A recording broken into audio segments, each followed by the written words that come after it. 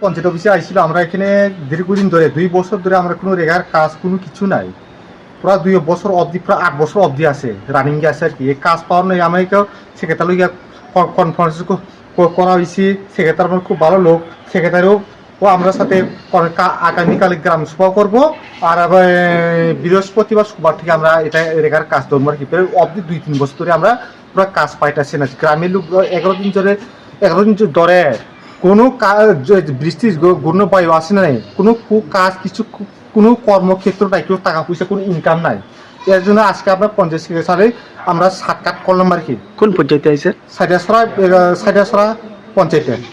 আচ্ছা, তো এখানে কতজন মানুষ আছে আপনার? মানুষ আছে, আমরা তো মানুষ আছে 40-50 জন। এমনি এখন ফোন করে তো এবার আমরা বর্তমানে এখন 12-13 জন আছে আর কি।